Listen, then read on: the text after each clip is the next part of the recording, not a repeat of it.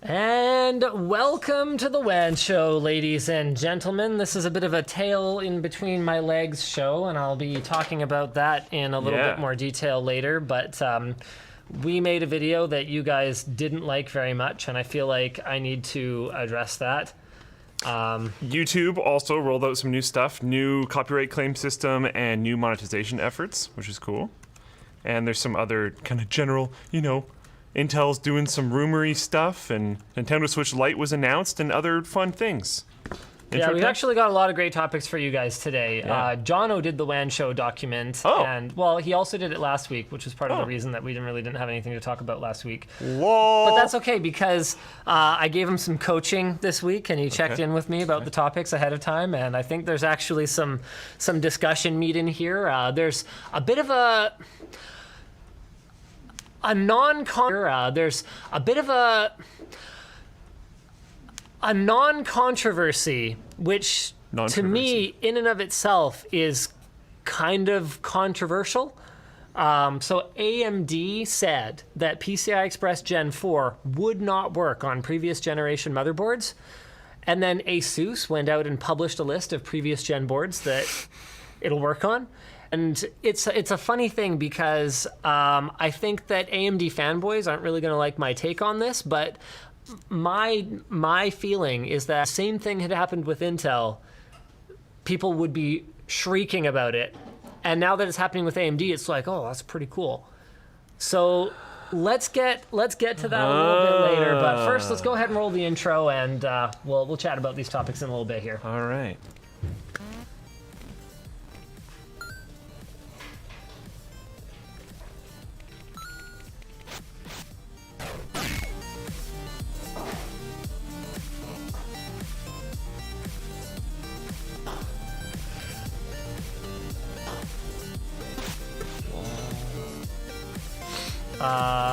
Okay. Was it just one? Go ahead and pop that up there. Whoop, whoop, whoop, whoop, whoop. Kind of looks like it was just one. And back to us. Why don't we jump right into the video that we uploaded today. So this is something that I WAN show in the past. I'm just gonna fire it up on my laptop here. Hopefully my my screen sharing is working here. Here we go. Value noise canceling headphones. So there were a couple of things that went wrong today. I'm watching it. You can do this. Yeah, thank you. Appreciate that. So a couple of things that went wrong today. First of all, the video went up with entirely the wrong title. Okay. Yes, we see that there's a little bit of lag on the YouTube stream. We are now sort of way beyond not having an explanation for it because the entire WAN show PC has been swapped out. There's a CPU. Yeah, and it's even, we used to be on x264 encoding, and now we're on NVENC. It couldn't actually be any different than it is now. We are back on the old Ethernet cable. Yeah. Also, the retransmitting server, the splitter, there was a little bit of funkery there, but that's all been updated and fixed and worked on. And was tested for the last half hour on a separate account. Yeah. So it's starting to get to the point where, Robert, by the way, no, your super chat is not pre-recorded. So it's starting to get to the point where it's just not really funny anymore. Yeah. We're just gonna have to power through the show here, though, guys. I don't know what to do. Realistically, Twitch is probably better. So you can head over to Twitch and watch there. We still have no explanation for why that would be. Yep. Anyway, so I'm gonna go ahead and pull up the video that we did today. So this video was called, and this number one, it was called "Why is everybody buying these headphones?" Which was actually just one of those complete boneheaded errors, and I'm not going under the bus, but I think we can all guess who it is that usually makes those particularly egregious errors on the channel and never actually does get fired because I love him so much. Anyway, I have no idea where it came from. I actually did see that title was on the pre-release video file, but I didn't really think anything of it. I thought maybe just one of the editors was confused about it and named the file that. And that, the file name is not generally anything to do with the actual name of the video once we go live. But somehow it ended up with the name of a series that we run on the channel. Why is everybody buying this X? that has never been sponsored before, whether it's sponsored by the retailer that we got it from or sponsored by the product that we featured. It has never been sponsored before by either of those two parties. Like third-party sponsors, sure, you know, your Savage Jerky or whatever the case may be. So that created initially a ton of confusion and a ton of upset because all of a sudden we had a sponsored showcase video. You can see whatever corner it is right there, sponsored by Tautronics, seemed to be disguised as editorial content, something that we actually work really hard to not have happen, which is why, thankfully, at least at the beginning, actually, I'm not sure. I believe the word showcase was already in there, but it is supposed to be. So if there's a video that is just like, here's information about a product, but it's sponsored by that company or by that product or by somewhere to get it, it is supposed to be clearly displayed in the title of the video so that you know. And in the video, as it is down in whatever corner, I'm supposed to, it's not even there.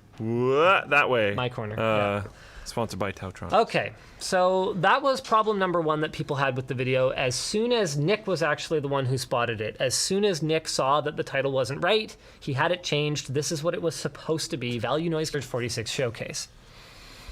Okay. Oopsie number one. So that one's pretty straightforward. Whoops, our bad.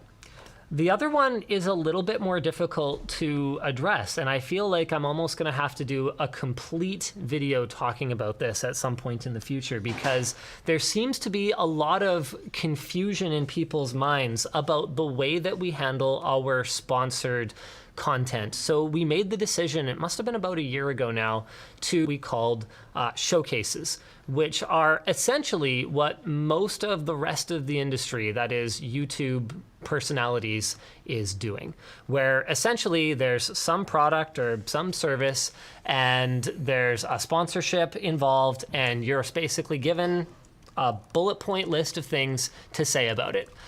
So our way of reconciling that, because obviously that's not editorial content, that's not my opinion, the way that we reconciled that was, okay, here's the deal, audience. We're going to do these, but we're going to do them as extra releases. So you'll notice this video went up on a Friday. So instead of the Linus Tech Tips channel getting 6 normal videos plus WAN show for a total of 7, that's one every day, it was actually 6 normal videos plus this one plus WAN videos. So we didn't want these sponsored showcases, this sponsored content, to interfere with our regular, you guys to feel like you were getting cheated and you were missing out on an editorial or a project-based piece of content because we had decided to do one of these showcases. So that was number one, was we didn't want it to affect the volume of content that you guys get that is our usual type. Number two was we wanted to separate our opinion, which cannot be purchased, from airtime on our channel, which can be purchased. Airtime. You are, in much the same way that you would sponsor a podcast or a radio show, you are paying for the host to read your talking points, be it about Savage Jerky, Ridge Wallet, the Elgato Stream Deck, or a number of other brands and products that have sponsored our show. Yeah, sure, LTX. So the distinction then is you can pay for words to be said, but you cannot pay for an opinion. So that's where I feel like people are really allowing the waters to get muddied in their minds between reviews and sponsored videos. So a lot of the complaints about this video, aside from the ones about the title being wrong, and it really was, that was absolutely our mistake, and we're sorry, that's our bad. A lot of the complaints are that we didn't give an opinion. This is I'm gonna scroll down and find something here, because I'm sure it won't be that hard. Okay, here's one that I pinned because I did respond to him. So what other than the requested sponsored talking points can you give us? Anything of your own, or are you just reading off their marketing material? The answer is, I am reading off their marketing material, and when it comes to any other sponsored piece of content, so are they. That's how it works. Anytime I were to give you guys an opinion in a sponsored piece of content, I'm not like picking it up, like, so here's a Ridge wallet. You know, it's made of carbon fiber, feels pretty solid. I am demonstrating that it's solid. Yeah, it feels pretty solid to me or whatever. But that is a demonstrable objective fact. It's really well built. That's not really an opinion, even presented in the form of an opinion. And so anytime we are giving if we were to give opinions in our sponsored content, then we create a really awkward and a really dangerous crossover between a review. This is a word that we use very carefully. A review cannot be sponsored by the subject of the review because there is an inherent obvious conflict of interest that prevents any information in that review from being taken. So we keep a review separate from a sponsored showcase because, yes, that is mentioned some of the more negative points of those headphones in the video. And in fact, we run into this a lot of the time, especially brands that wear their big kid pants and are willing to take criticism will even allow it in a sponsored video. But what you guys need to understand is that every brand, Tautronic, Cisco, Intel, AMD, NVIDIA, I've ever worked with over the years, has a say in a sponsored piece of content. So anything that is in that finished video, and this goes not just for us, but any channel that you watch, at least the ones where at least they disclose it, any channel you watch that does a sponsored video, the brand that sponsored it had a say, and if there was something they didn't like, it was probably removed, depending on the contract. 98% certainty that would have been removed. I mean, there are going to be creators out there that have more power, that have more weight to throw around and say, no, this is my artistic vision, it stays. And we've been able to throw that weight around a fair number of times, but sometimes it doesn't work, or the contract, or whatever the case may be. So to be clear about it not working, just because I feel like this could get missed some way, if it doesn't work, the video just doesn't come out.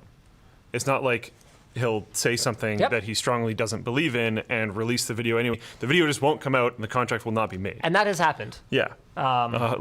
Has 100% happened. Yes. So addressing a few more of the most upvoted comments here, because I feel like this is a really important topic, not just on our channel, but in general. It's something that's really important for you guys to understand.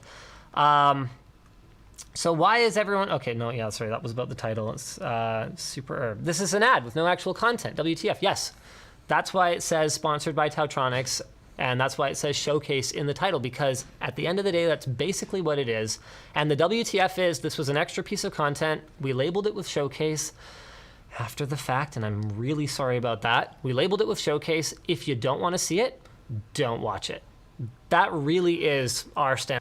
Something I want to throw in personally as a technically outside person on this is I hadn't watched this at all, sat here and watched part of it before the show. There are parts of the video where you criticize it. I know you mentioned this earlier. People are saying there's literally no points that aren't in the sponsor spot. There's like no way that's true, because they're not going to put in the sponsor spot, hey, this button is, I don't remember exactly how you worded it, but not great and takes a little bit getting used to. That's so Yeah, I hear you guys, but... So this is another really great example right here of exactly the mentality that we need to kill. I don't mind sponsored videos, but this was just a 4-minute ad. There was no review or anything. If it's sponsored, review, period.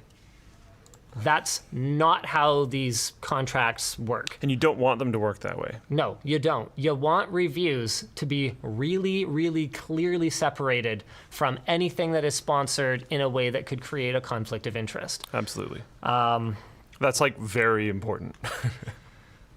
So, yeah, I mean, most of the complaints, probably the most blatant clickbait title I've seen. Nobody, not a single soul. Linus, everybody is buying these. And that's like, fair, because the original title really is crazy. I will throw another defend in that Linus Media Group has published, like, what, thousands at this point. There's going to be oopsies in titles every once in a while. It's still bad. This one is really bad. It's still particularly bad. Because it wasn't just...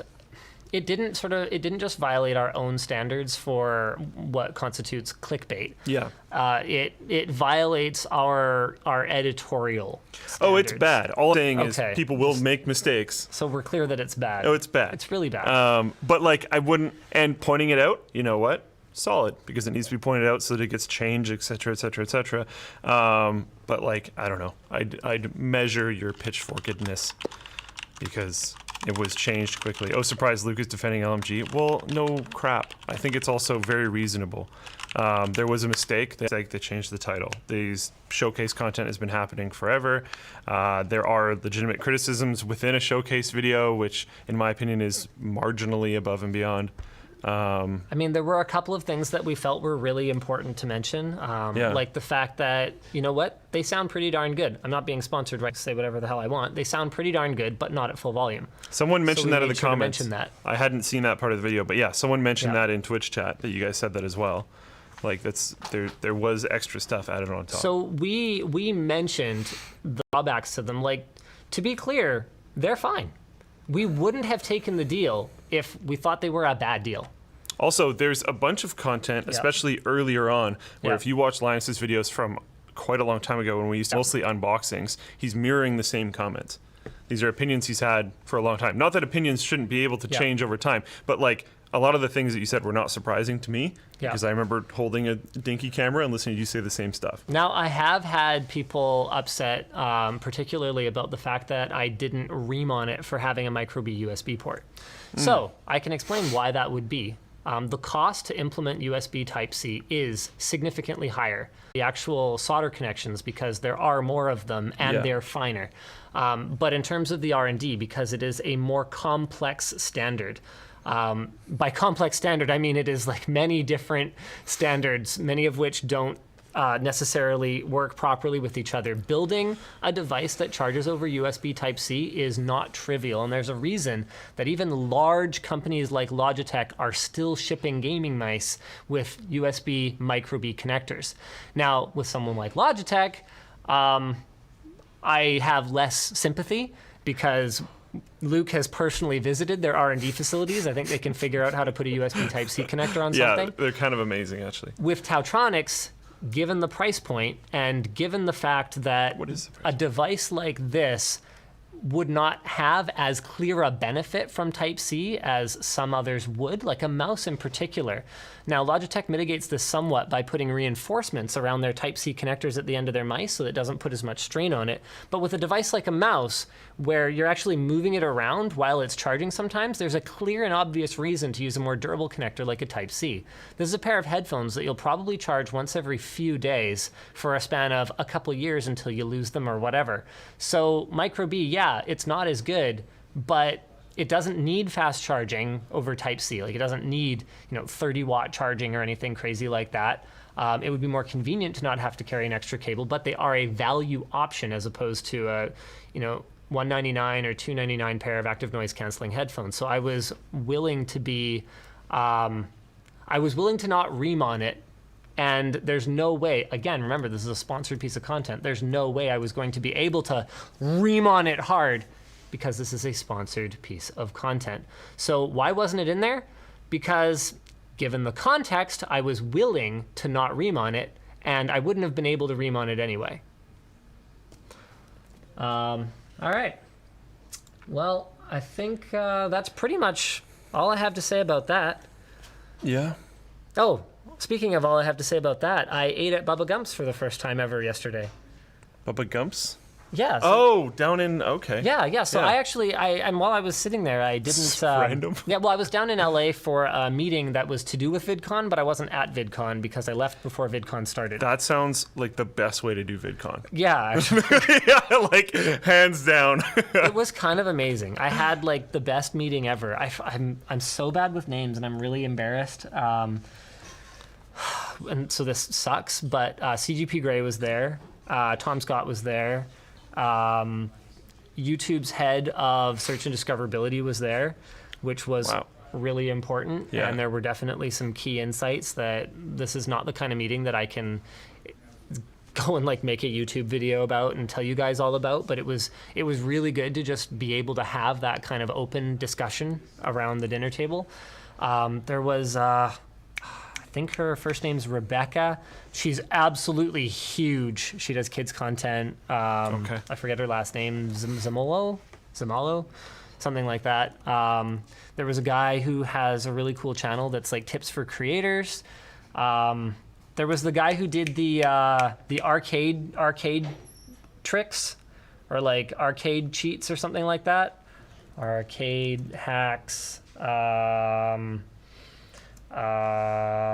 cheats or something. What's his name?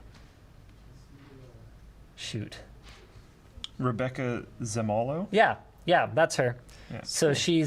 It's not the kind of content that I think you folks would necessarily enjoy, but she's super popular. Yeah. Dang it, I can't find him right now. Nobody is helping me in the chat. Mark Rober. He was there. Oh, okay. Arcade Scam Science. That's Yeah, the video I was thinking of. So he was there.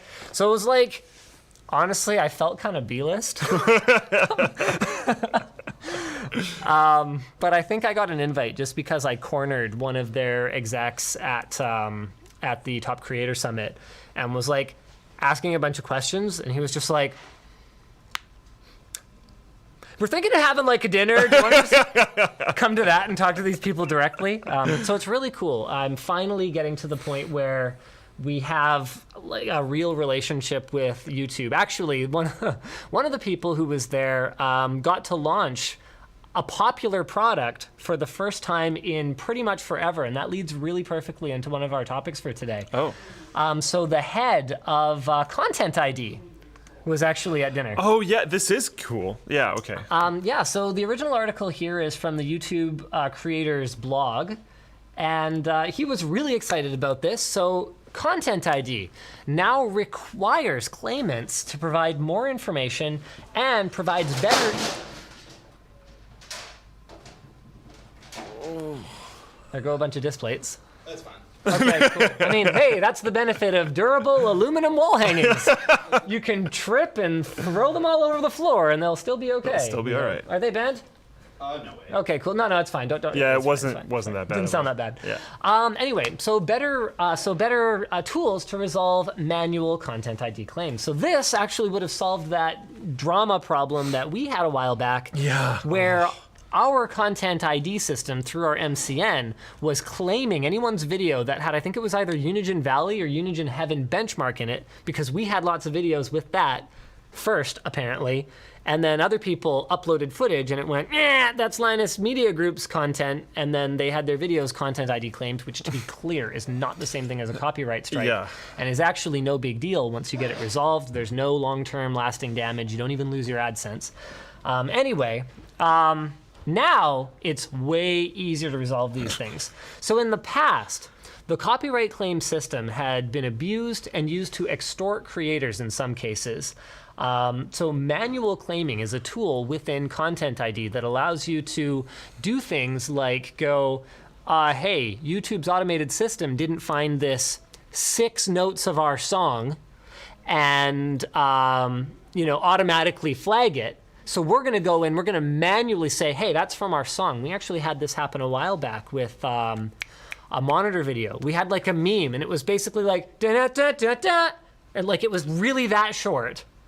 And the owner of that song came in, they've created their own tools for combing through videos. They came in, they claimed our entire video based on this like 6 to 8 notes of music or whatever it was. And the way that a copyright claim works is that once someone else claims your video, the video stays up, you lovely folks still get to enjoy it, but all of the money that gets made through AdSense on that video goes to that copyright holder, even if they had nothing to do with 99.5% of the video content. And it was just that. All of the money goes to them, which is obviously not a perfect system, but I also understand why it would be that way, because you can't just grab like, an iconic song like AC/DC Highway to Hell or something and use, 5 to 10 seconds of it in every one of your videos and expect that that's okay, because you didn't create that. That's not yours. It doesn't work that way. Yeah. And you also can't just tell AC/DC, well, hey, these guys put 3 hours of black frames at the end of their video, which makes you effectively 0.02% of the content, so here's your 0.02% of the AdSense.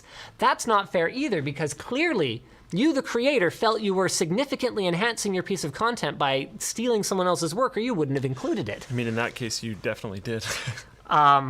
Sorry, you definitely did what? If you put 3 hours of black frames. Oh, yeah. You're definitely abusing the system.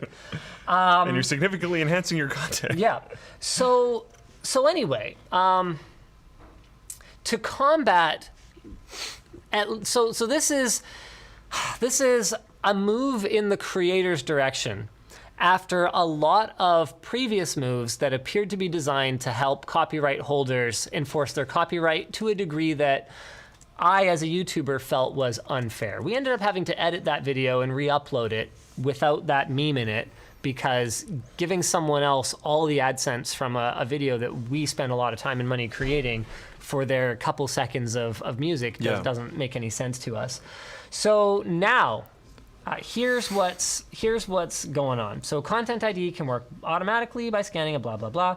Okay, so, okay, Jono's notes on this are not amazing, but basically, starting today, and I think that's 3 days ago, they are requiring copyright owners to provide timestamps to indicate exactly where their content appears in the videos that they manually claim. Which is nice. This was a big problem. Good start. Like, in that video, I watched through the entire video without actually realizing what the problem was. All I could see was that it had been claimed by some music conglomerate.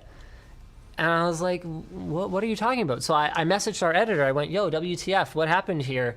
Aren't we using all, I think we were on Warner Chappell at the time. Like, aren't we using all licensed music that we have rights for? And they go, yeah. And then someone finally clued in. I think it was actually a comment on the video that alerted us to this, that meme was from a song, like that little portion of it. And so it wasted a bunch of our time when the claimant could have just said, hey, this is the problem. Now, they don't want to do that because that's not actually the outcome they're after. Think about it from their perspective. Would they rather have you quickly edit their crap out of your video, or would they rather take your money? In the they get 100% of it kind of scheme, they definitely just want the money. Scheme is definitely the right word here. Yeah. So they have to provide timestamps now for exactly which part of your video is manually being claimed, and YouTube is providing their editing tools to remove the content claimed manually in your video, which will now automatically release the claims. This isn't going to solve all problems. No. But it should be way more helpful than what they have now. Yeah, so very cool. Right now you've got a few different options. You can mute all sound when the claimed song plays. You can replace the song if you don't want to mute the audio entirely. So you can instead swap out the music with one of their free-to-use songs from the YouTube audio library.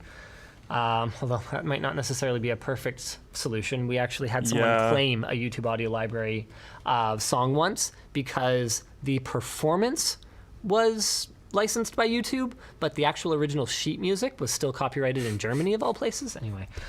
Or you can trim out the content. So you can just cut it out, and then an edited version will show up on YouTube after the fact. And they are still working on improvements, like having an explicit trim option in the video copyright info page that'll allow you to trim it out with just one click. And remember, of course, that the same tools from before where you could dispute these claims do still exist. If you think the claim is incorrect or covered under fair use, or just do still exist. If you think the claim is incorrect or covered under fair use or just completely irrelevant, like those Unigen Valley and Unigen Heaven claims, you can just say, hey, this is invalid. Here's the reason I think so. And we've actually found that most of the time, we've been flagged on WAN Show a lot of times back when we used to show game trailers. Yeah. We've been flagged by the game trailer owners, and I'm kind of sitting here going, serious, mate? So dumb. You're going to take our money for promoting your... Sorry we advertised for you. Yeah, sorry for the free promotion, dumbass. So we've actually disputed those in the past, saying, I'm sure this was an accident. No one in their right mind at Nintendo would be mad that we showed their trailer. Nintendo definitely gets salty about that, though. I actually do think that Nintendo was one that did not release it. And I'm sure they were. I'm looking at it going like, you guys are just idiots, because we are just never, ever, ever going to talk about one of your new games again. They're getting Good job. slightly better at this. Slightly better. But, like, wow. Yeah. Yeah, it's like, how stupid do you have to be to get mad at someone for promoting a trailer for your content? This is an awesome looking game. Check it out. Flagged. Then again, we might not have said it looked awesome. We in probably fairness. did. It's a Nintendo game. We probably did. We're both they're pretty basically all Nintendo-y. awesome. Yeah. On the subject, though, one more topic before we do our sponsors. Switch Yeah. Lite, yay or nay? Yeah, absolutely. You know what? I'm going to do it. I'm going to tempt the gods. Oh, jeez. Here it is. Oh, It is. Oh, no. Ready? No, wait. No, I bailed. No, it's hard just bail. great. Oh, Hard geez. bail. There No, we go. forget it. Good No. call. His shoe takes the whole video. Yeah, we'll see. We'll see if we give up all of our AdSense over that. What do you think? Do you disagree with me? I wasn't listening. I was busy being Oh, I busy. said- Yay. yeah. Why? It's considerably cheaper, It's $100 cheaper. and it's effectively a 3DS replacement. Okay. Which, they weren't going to keep going with 3DS, and we've known that for a long time. Okay. So I'm going to say it's complicated. Okay. I see where we're going here. Okay. So go ahead. Yeah. These prices are all over the place, for one, so I'm not 100% sure what's going on there. The one that I saw that's price competitive with the Switch Lite, I would be concerned about. Used Switches are a little bit sketchy. That's true, because they could be blacklisted. Screen, they could be blacklisted. They Yep. have an exposed screen. Yep. It's fairly likely for the screens to be scratched Yep. if people were not very careful with docking them. Yep. And that's going to be something that might be a little bit visually hard to add. It has a not very easily user replaceable battery. Yep. So I would be a little bit concerned about that. And I don't think the fact that you can eBay something that is used for a comparable price, that a new thing is null and void. No, but Maybe an it's enthusiast can take a it. fact. I'm not and- going to purchase a Switch Lite. Okay. I think it's cool that it's on the market. Here's my other main problem. Yeah, That's bestbuy.com, so that's US pricing. sure. So to me, effectively, what Nintendo has done here is they've knocked $100 off the price, and you're getting the same gaming hardware. So you're going to have the same gaming experience that you had, at least on mobile anyway. It's a little longer, Is it? as far as I know. Oh, it's an updated chipset, I think. It's a new Tegra chip. I believe so. But So a little bit longer. The controllers are fixed, so they're Yes. stuck on the side, and I believe the screen's a little smaller. I don't know about the screen. I'm not sure. But, okay, so here, dropped $100 off the price. Yes, that's nice. But you are giving up a lot. You're and giving up TV docking. Yeah. Controllers. Some of it you have the ability to get back. Like, for example, there are games that you cannot play on the Switch Lite, like Mario Party, for example. Mario Party requires Joy-Cons. So if You can connect Joy-Cons to a Switch Lite. Of course you can. For $70. Oh, yeah, okay. But you said you can. $170. It is another $30. $30. Get the one that just has all the functionality. That's where I run into trouble. This is a console that is a Switch, but it doesn't offer all the same experiences. It's more like a Game Boy. It's not real. Yes, It doesn't dock. I know. You can't play it on TV. I know. It's I'm not just really saying designed. that I hear you. It's for not really designed for Mario Party. for $30. Look, I've played more Mario Party on the Switch portably than I have on my TV Oh, that's kind of weird. on the plane. Why do you play Mario Party on the? You play Mario Party by yourself? No, with someone. Oh, okay. Yeah. Okay. Yeah, I play that That's Mario a Party on the fairly plane. small use case. Okay, that's a niche use I don't case. disagree with you. But there's other Nintendo acknowledged in their announcement that you can't play won't 1-2 play at Switch. all. Yep, there are games it won't play. You got to check the back of the game. You got to see if it supports hand. If it Yeah. doesn't, you are I think the plumb fresh vast out of luck. majority of games are going to support it. especially Mario moving Party. forward. Mario Party is a good one to call out because It's I don't know a how many first-party people. game. It's a lot of fun. Yes, I don't know how many people are into 1-2 Switch. Yeah. Kind of a trash game. No, Mario Party is Mario far Party's more pretty important major, to me. yes. Run out and spend $70 on top of the fact. So here's another problem that I have. First-party Nintendo games are freaking expensive. Talking about the price difference between a Switch and a Switch Lite, we're talking 1.5 games.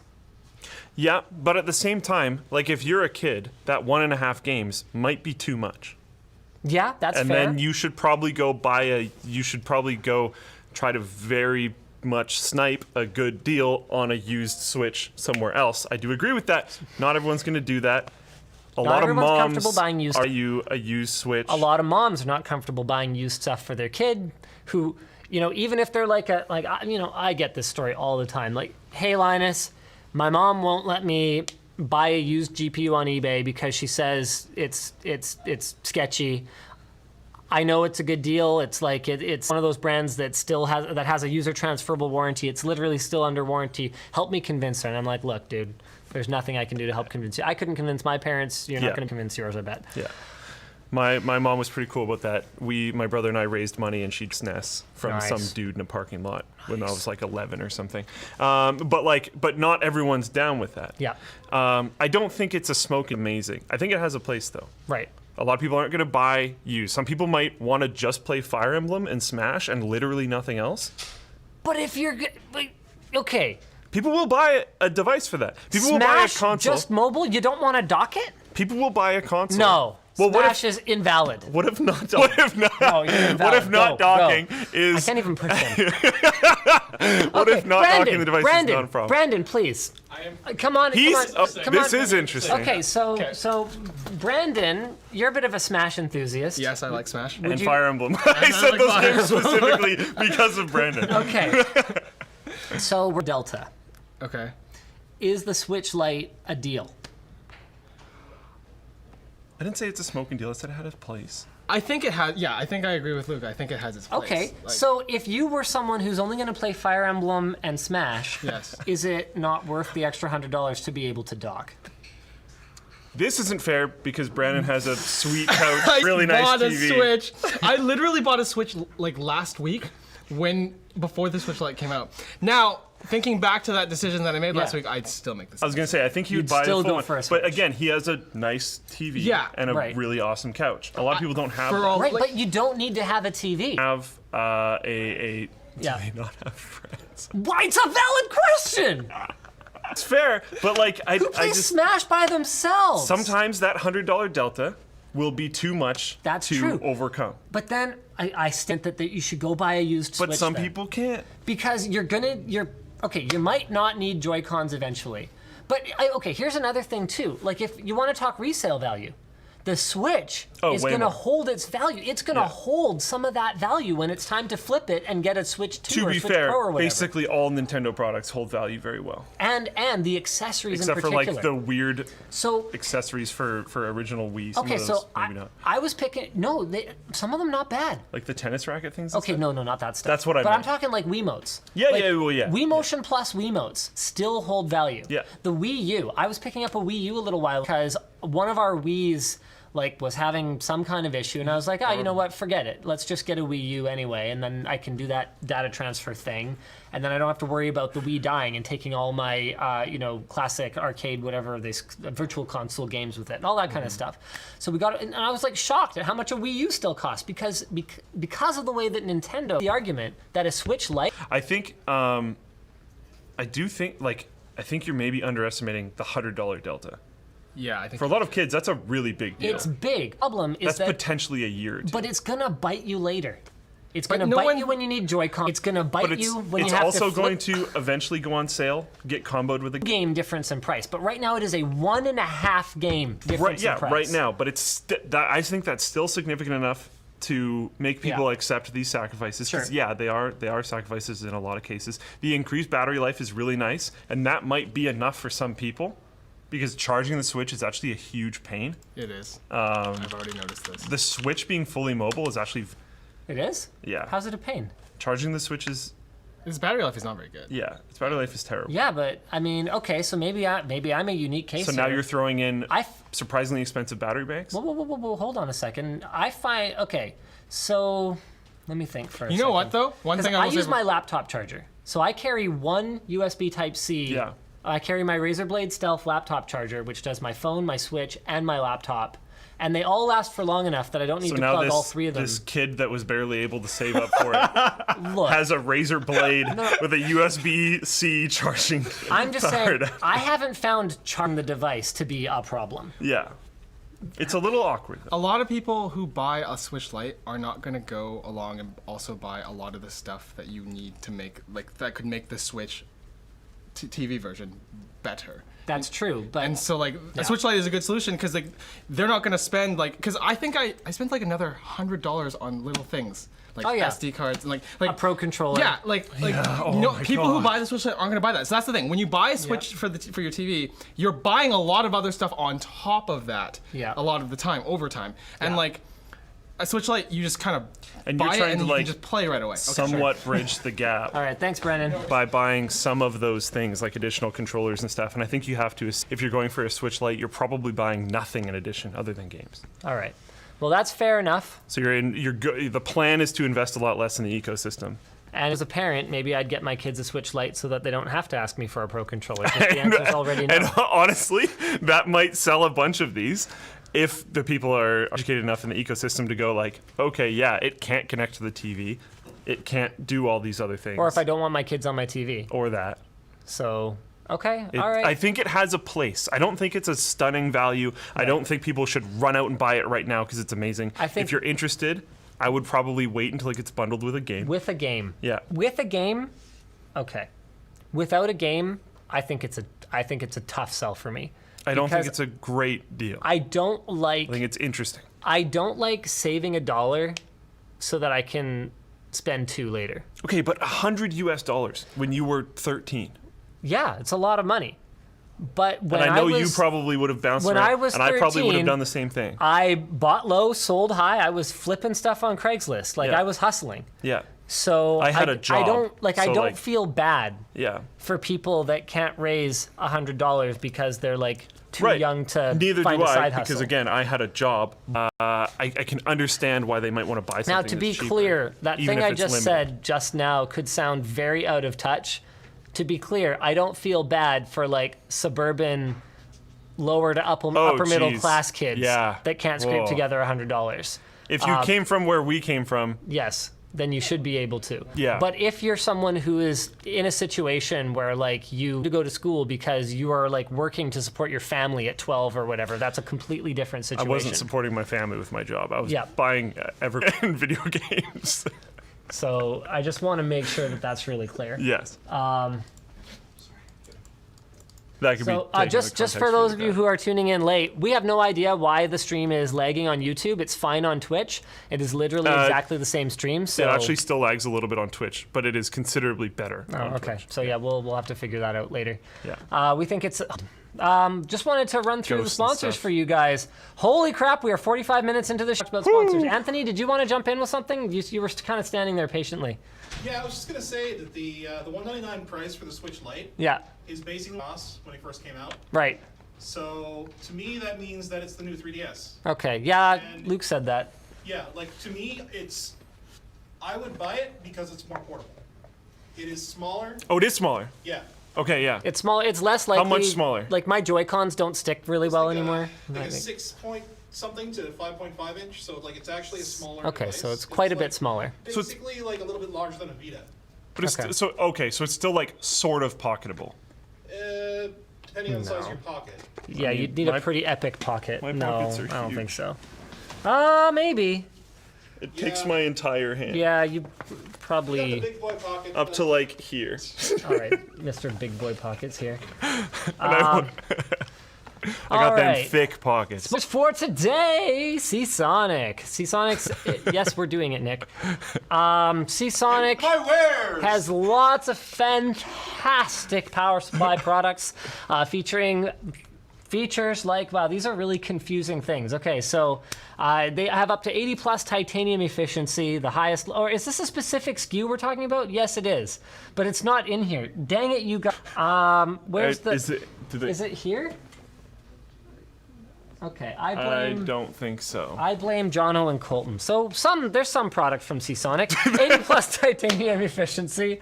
So that's between 91 and 94% efficiency at all times. It has their lambda noise level A++, so the noise output stays below 20 decibels during operation. It's got a fluid dynamic bearing fan with premium hybrid fan control, so the fan actually turns off when it's under very low load. It's got their micro tolerance load regulation. It comes with a 12-year warranty, and you can check it out at Seasonic's website or at Amazon in the link in the video description. Is Jono looking for it? Are you looking for the power supply that is the sponsor for today? Oh, we used it for a video. The link does. Is it Okay, their Prime okay, Titanium? okay. Seasonic Prime Titanium 850. I went through the link and found it. We have platinum. All right. Also sponsoring the show today, Ridge Wallet. Oh, that's funny. I was talking about how Ridge Wallet might be a sponsor, and then they were. I guess that's why it's sitting here. I thought maybe someone just left it here. No. So the Ridge Wallet lets you stop carrying pointless garbage around in your pocket. Receipts, old hotel room keys, spent gift cards, all that kind of stuff. If you don't space for it, then it's a little bit easier to break the habit. So the Ridge Wallet is designed with 2 metal plates that are bound by a strong elastic band to keep your cards tightly tied, not to use the clip, and they are lifetime guaranteed. They're also RFID blocking, so people can't use like those card skimmers in order to grab your data out of your pocket. But I will say, I'm going to interject here for 1 second. If you need RFID to access something, Yeah, the way tape that it to you the eject, outside of your Ridge Wallet. Well, no. The way that you eject cards is actually really simple. And if you just put that card on the edge, you just shove it out with your thumb, tap, shove it back in, and you're done. It's actually faster, in my opinion, than many normal wallets. They come in different materials like aluminum, carbon, titanium, and they're a great gift for Father's Day, which is a month ago. Thanks for having I noticed that. I noticed that. So you can use offer code LTT at ridgewallet.com/LTT, and you can save 10% on Next. your It's actually a cash clip. very own Ridge Wallet. Cash clip. It's a cash clip. Oh, that's a cash clip. Well, whatever. I would Used it as a bell clip, and it worked great. okay. Yeah, there we go. In other news, Savage Jerky is also Heck yeah. sponsoring the show today, and actually still have a little bit of bacon left over. Where are you going?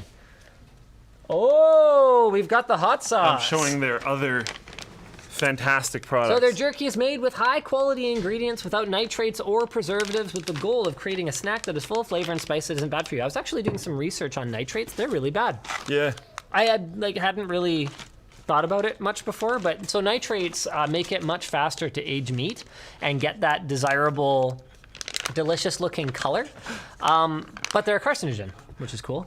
Well, also, we have a lot of meat. Well, actually, no, sorry, just to be clear, the nitrates are not the carcinogen. It's the reaction between the nitrates and something that creates a carcinogen.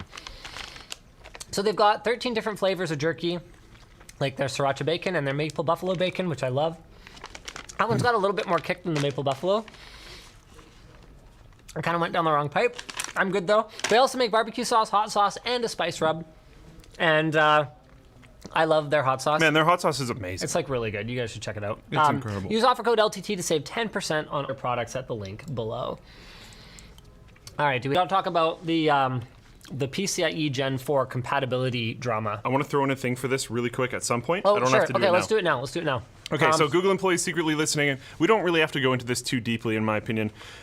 There's Google employees that are listening in to Google Home data and listening to conversations, including conversationally not intentionally triggered. I'm sure this is happening with all of them. I was talking to Wendell at Computex. Yeah. We talked about a ton of stuff. Wendell's an amazing person. It's very fun hanging out with him. But one of the things we started talking about is there's someone has designed, or a group of people, I don't remember, sorry. I didn't remember the story until I saw this exact topic. But they designed this 3D printed housing that you can put on, I believe it was for an Alexa, but probably put it on you could probably modify it to go on a Google Home as well, that like covers it and then has a little, I believe if I remember correctly, it has a little speaker in it that constantly blares noise at it. And it's called it's playfully called a brain slug, because then from a show that I don't remember and people are gonna get really mad at me, but I think it's Rick and Morty. So basically it's constantly blasting like white noise. Isn't it Futurama? Futurama might be. Oh, I think it's Futurama. Yeah, it's constantly blasting white noise, and the brain slug, but it's all local stuff. It doesn't call out to external servers. So if you say the keyword that the brain slug wants to hear, the brain slug will stop blasting noise, and then you can talk to your automation device. Wow. And that's actually awesome. That is next level. I think that is so cool, and I've wanted to make one for a while. Even though I don't run these devices, I just want to make one because I think they're cool. And I probably screwed some things up, and I'm sorry, Wendell and whoever made that project, but super cool. So, Google's defense of this behavior was that only 0.2% of all audio clips are being used. That's a lot. That's a huge amount. That's 1 in every 500. That That's means I guarantee, like not technically guaranteed, but it's extreme something in here of me going, set a reminder for, but my herpes appointment or whatever, right? Like, But that's the thing. Okay, Luke has a highly recognizable voice. So Yeah. let's say that he did set an embarrassing reminder or something like that, even if he was intending to talk to his assistant. Yeah. Assistant. Yeah. Not a, hey, I'd love for someone in a data center somewhere to really like listen to this and go, wow, is that Luc Lafreniere?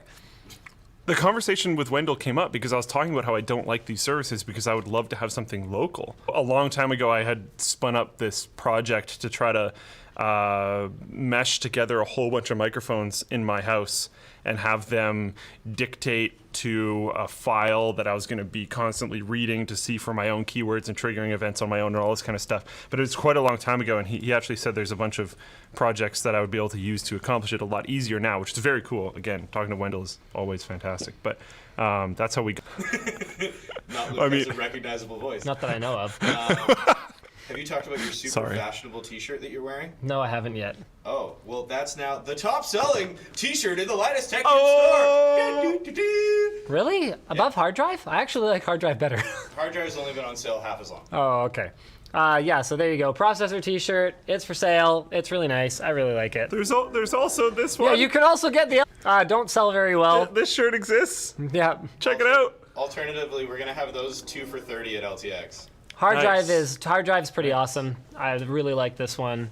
What else is there to say? We're out of stock of most of the sizes of Stealth hoodie. Or are we out of all of them? There's only one. There's hoodie one in the stealth. store. There's one Stealth hoodie in stock. Well, it says sold out online. So Yeah. They'll be back in stock next week. they'll be back next week, and hopefully by next week we will also be launching our underwear.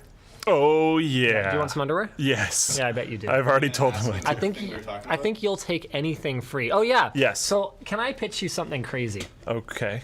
To promote the launch of the underwear, Yeah. we do the show naked, Oh, but wearing God. underwear. Are we like standing?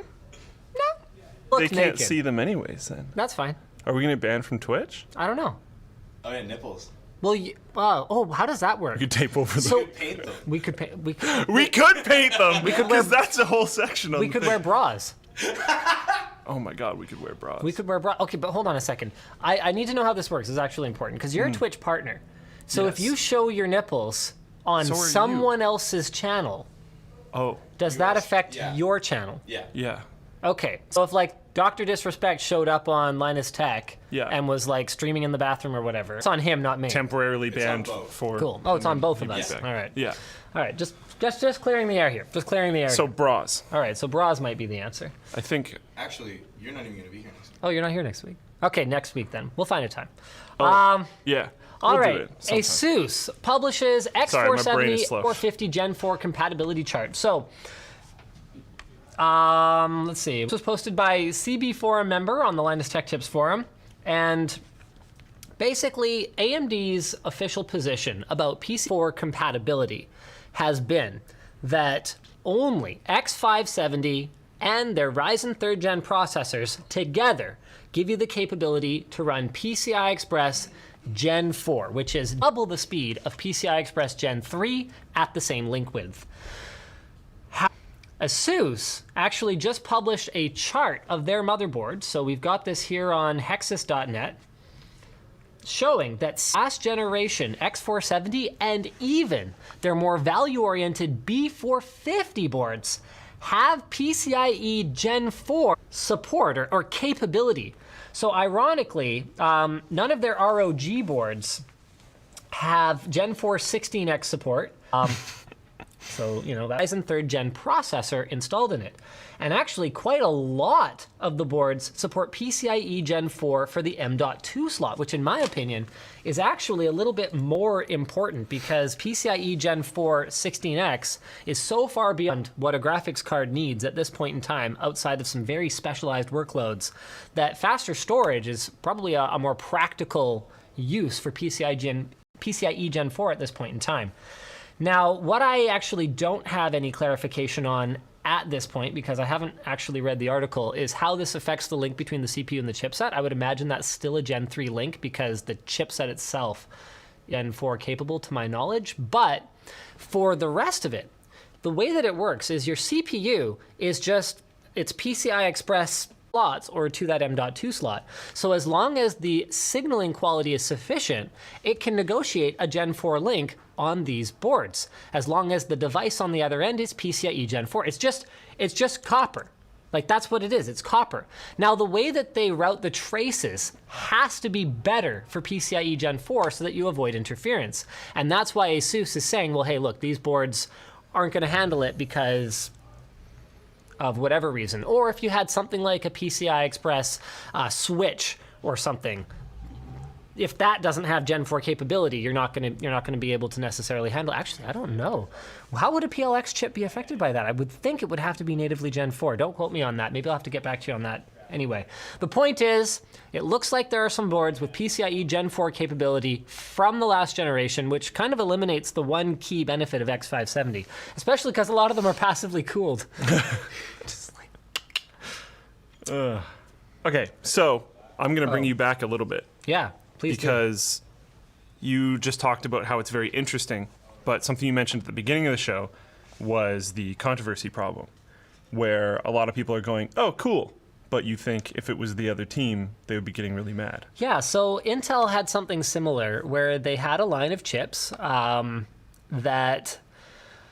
and I'm going to screw up the code names, Coffee Lake. So they had a line of chips that could have worked on their Z170 and Z270 boards, and Intel decided to say, no, they're not compatible. And because while some boards would have worked, and that was proven, enthusiast members of the community got Coffee Lake chips working by spoofing IDs or masking pins or doing whatever funny things that the community does. I love you guys so much. You're amazing. So they actually made Coffee Lake chips work on previous generation boards. And so I guess this is just... So I said that at the beginning of the show, but I'm actually not sure that I agree with it anymore. Doesn't because, fully feel the same. Yeah, there's a bit of a difference in the way that they handled it. So AMD still has time to pull an Intel on this and lock it down, like manually lock it down, which is what Intel did. But the stance that AMD is taking here is not actually that different, where they're saying, look, because we don't want to create confusion in the marketplace, we're just going to say X570, yes, everything else, no.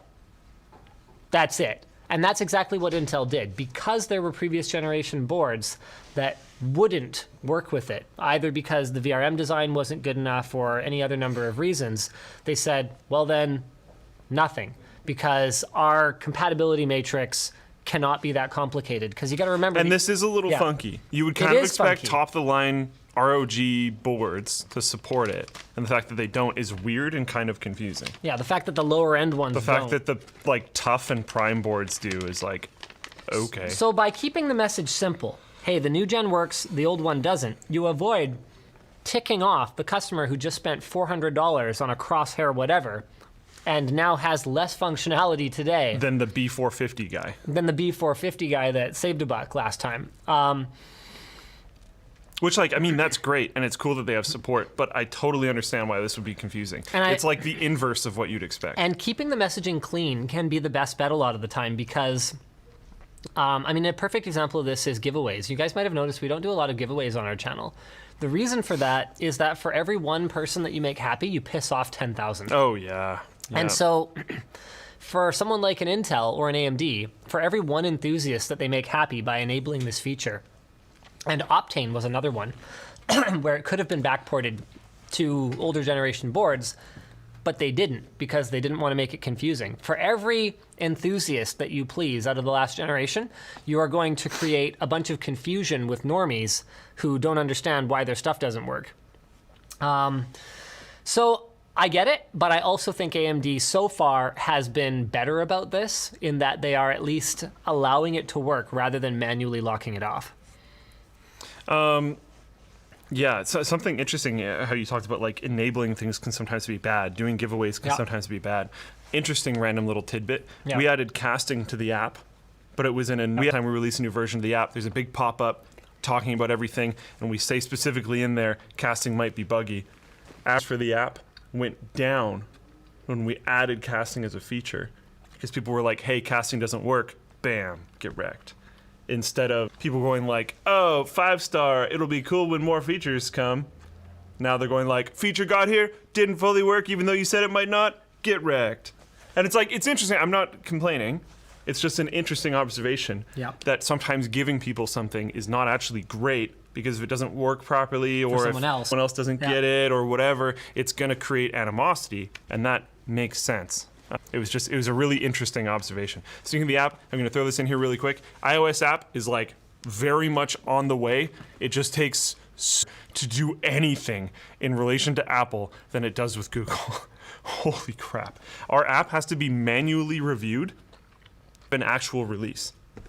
And then we have to do that, and then we're going to have to actually release it, at which point I believe it has to be manually reviewed again, but I'm not certain on that. It's going to take like a few business days to get manually reviewed. So it's coming. I don't know exactly. Heck yeah. All right, so we're heading to the lounge. Good night, ladies and gentlemen. See you again next week. Same bad time, same bad channel. Bye. Hey, wait, you're going to do something next week. Should people be like looking out for you there? I'll be at IEM. Chicago. Yeah. Yeah. So Luke's going to be there on you? Yeah. If I recall correctly. So I think I'm building a computer or something. You're doing some streams, I think, and panels. Cool. Yeah. So guys, check him out. He's going to be at IEM in Chicago. Don't miss it if you're going to IEM in Chicago. Yeah. Otherwise, I'm not going to say like get on a flight to see